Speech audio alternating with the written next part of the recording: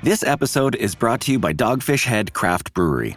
The Grateful Dead and Dogfish Head have gotten the band back together with the release of Grateful Dead Juicy Pale Ale, a light-bodied pale ale brewed with sustainable kernels of grains, granola, and heaps of good karma for a refreshing brew that's music to your taste buds. Available nationwide, visit dogfish.com to find Grateful Dead Juicy Pale Ale in your neck of the woods. Dogfish Head Craft Brewery is located in Milton, Delaware. Please drink responsibly.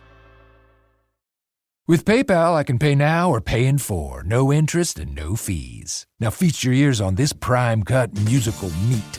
You can pay your own way. Don't just pay, PayPal. Subject to approval, eligibility varies. Learn more at paypal.com/pay-in-4. Welcome to PeopleTech, the podcast of WorkforceAI.news. I'm Mark Pfeffer.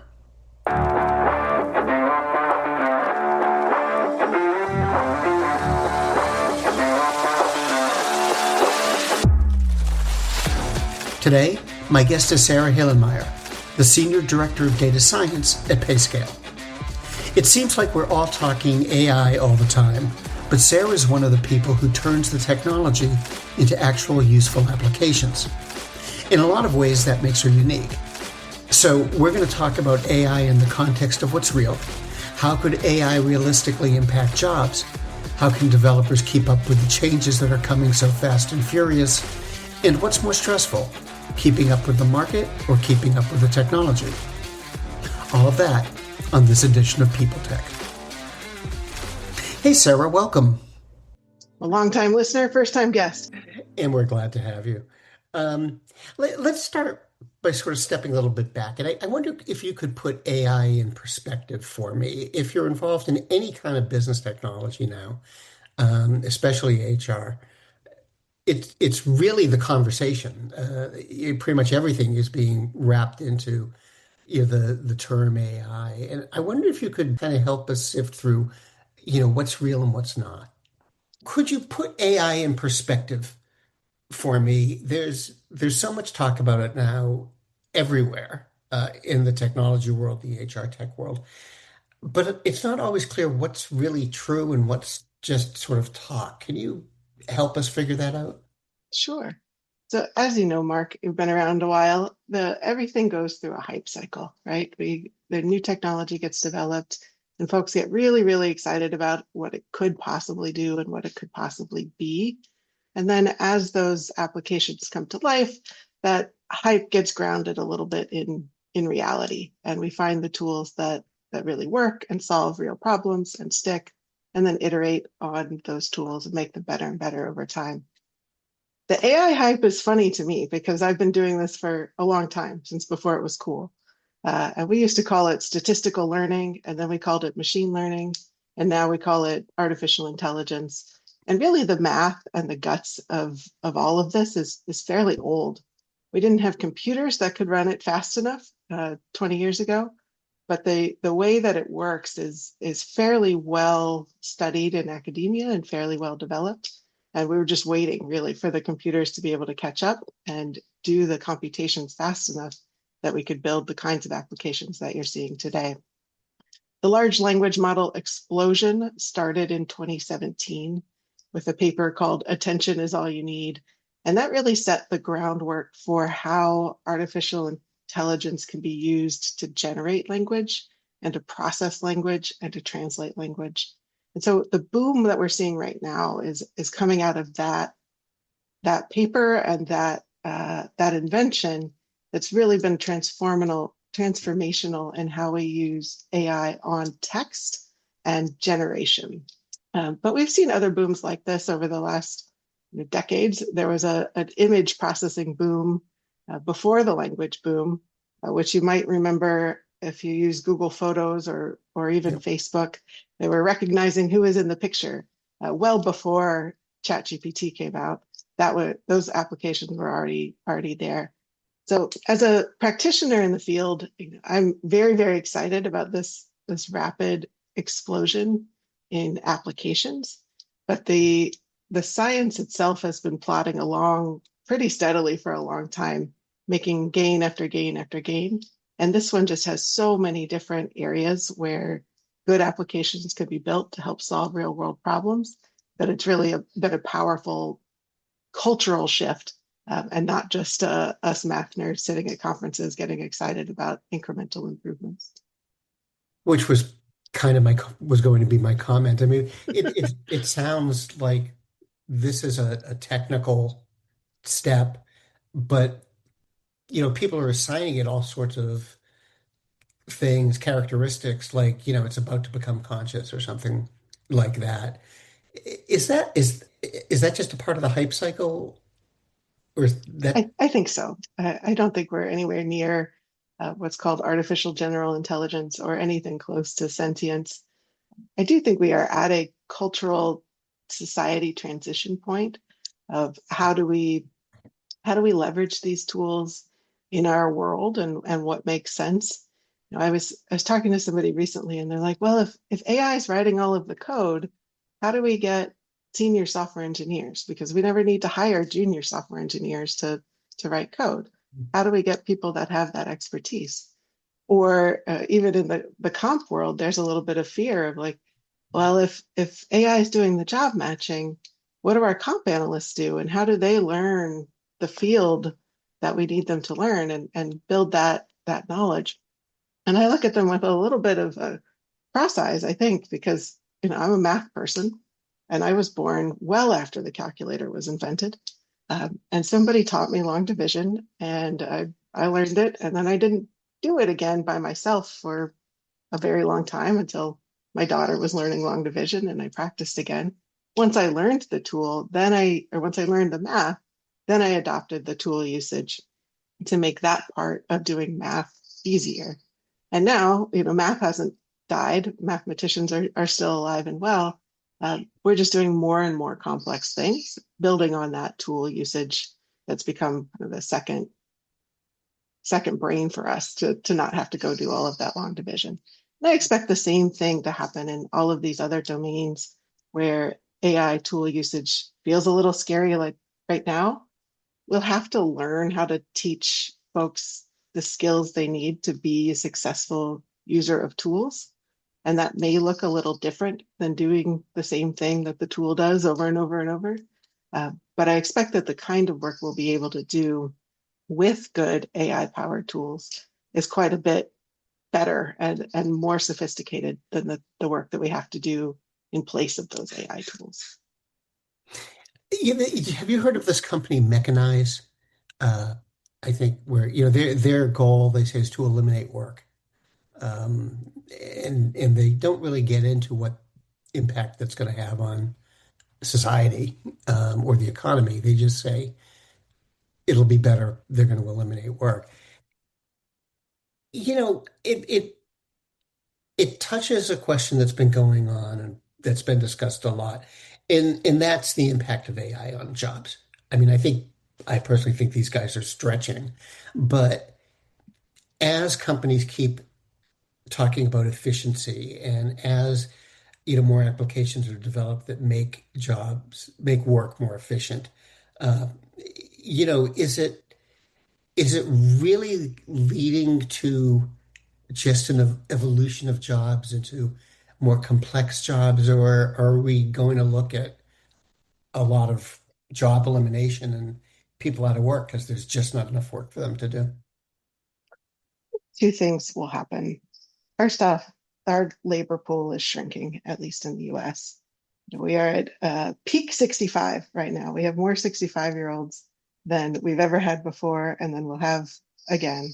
And the pool of folks that are coming in, being born, is not as large as the pool that are retiring at peak 65. So there are definitely labor market demographics that indicate to me that being able to run a business with fewer employees is going to be a big advantage in the coming years. That said, I don't think jobs are going away. I think people like to work. And the other kinds of technology that we've seen that have eliminated workload for us, we just find other work to do, right? People thought that the internet was going to kill libraries and that no librarians were ever going to be needed. And now you can go to the internet, you can use the internet at the library. That has shifted in our society. Or we used to spend a bunch of time washing our clothes by hand, and now we put them in the washing machine. but we don't sit around and read the rest of the time. We're always I think we as people are just always striving to be useful and to be productive, unless we're spending 3 weeks on a cruise, that we really do have this drive to contribute to society and to build things and make things and serve each other in this way. So I think that there's basically zero chance, in my opinion, that all jobs go away and AI does all the work for us and we sip my ties by the pool, because I don't think that's what we want. And ultimately, we'll find something to do. And my guess is that something is a more higher level work, a more strategic layer of work that is fueled and powered by the kinds of tools that are coming. I think jobs will change. I think there will be bumps in the road over the next several years as that shifts. We've seen that before. We've seen that with manufacturing and with anything that can be done by a robot. Those jobs have changed and shifted, and those people are doing other things now than they used to be doing. And I expect that same kind of shift. I think data analysts are probably not a job that will be here in 20 years. I think using Excel really, really well is not going to be a skill that's super valuable in 20 years. I think writing basic code is not going to be a skill that's very valuable in 20 years, or even 5. But I don't think that we will let the AIs do all the work while we sit idly by. As somebody who just got off a 3-week cruise, I just want to, confirm what you said. People on 3-week cruises don't spend any time at all thinking about how to better society, or contribute or anything like that. Let me shift gears a little bit, Sure. because I think you have the coolest job. I mean, to do Oh yeah. product development and exploring AI for a company like this. What is it like for you trying to keep up with the market for AI technology right now? There's two things really to answer that question. One is keeping up with the uh, exponential growth in the kinds of foundational models and tools that are available to application builders to build things. And that is a deluge right now. It's always been a rapidly changing field, but there's so much happening right now that I spend a day a week reading, watching YouTube, listening to podcasts, um, mostly not quite at the academic paper level anymore, more at the here's an early prototype that somebody built that they're showing off, or here's this new protocol that folks are starting to rally behind and get used to. And I encourage both my whole team and our partners in product and engineering to bake in that same kind of protected learning time because it is moving really, really fast. And the kinds of things we can do this year are dramatically cooler, more powerful than they were even a year ago. So there's certainly learning to keep up with. The second piece is keeping up with the market demand around this hype cycle. And as you may have experienced, and I certainly have, there's a almost a market pull for I just need AI. I need AI to do this. Whether that, and it's not always specific. It's not, oh, I need AI to help me solve this problem, but more of a sometimes from the top of a business, sometimes from a fear of being left behind. Folks are like, oh, I just need to. I'm a little scared. I'm behind. I need AI and give me AI. And that's a really interesting spot to be in. I think the companies that are doing really well, and Payscale is one of them, are solving real problems using the AI tools rather than just adding AI to things so that we can say that we have it. But there are certainly a number of companies that their whole business model right now is we can give you AI, and it doesn't necessarily solve problems, but it plays into that fear that folks have of being left behind in this AI market. So, what do you think is the harder part for you? You have to keep up with the technology, but also keep up with the market expectations and, what's sort of the flavor of the moment of what people are looking for AI to do. Which is harder? That's a good question. I'm a learner by nature. That's how I ended up in this field to begin with. Was I just like learning math, learning science, learning tech, learning computers. And part of what I drew me to it was that the problems just kept getting more and more challenging. It's not the same job every day. Once you solve a problem with a computer, you move on to the next problem because you can run that same solution over and over and you don't need to do it again. So the fact that the technology is changing is definitely a positive piece of the job for me rather than a negative one. And the fact that the market is demanding it is a positive piece too. When I started on this career journey, I very much expected to be a professor somewhere writing papers that nobody reads. And because the market is demanding so much AI, folks like me have come out of the woodwork to go build it because there's a market need, there are good business opportunities, there's good professional opportunities. So I'm just super excited to be in this world. I didn't expect to be living in a hype cycle when I started this journey, and it's just really fun. I don't think there's a part that's more challenging or another. Hiring good talent, that's actually probably the hardest part. There's such a demand for talent that getting folks that have the right skills to come work is probably the hardest piece. And everybody talks about that, the talent shortage. What are the kind of people you're referring to here? Is there a specific, data scientist or something like that, or are you seeing, increased demand for AI skills across the whole spectrum? We are, and I can certainly from my experience as a people leader and hiring manager, the kinds of roles I'm hiring are data scientists and machine learning engineers and folks who have a little bit of both of those flavors. But across the data that we see at Payscale, we're seeing a huge demand for AI plus job, whether it's AI product managers or AI strategists, or even in manufacturing and other sectors where you wouldn't expect necessarily AI skills to be super important. We're seeing jobs pop up with those kinds of requirements as companies look to get to make use of the technology, certainly, and to get on the bandwagon and figure out what that could mean for them in terms of the efficiency of their work or the efficacy of their work too.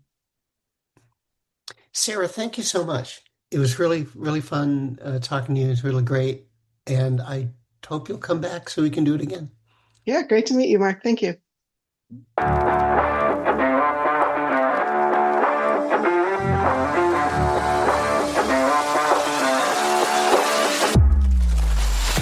My guest today has been Sara Hillenmeyer, the Senior Director of Data Science at Payscale. And this has been PeopleTech, the podcast of WorkforceAI.news. We're a part of the Work Defined Podcast Network. Find them at www.wrkdefined.com. And to keep up with AI technology in HR, subscribe to Workforce AI today. We're the most trusted source of news in the HR tech industry. Find us at www.workforceai.news. I'm Mark Pfeffer.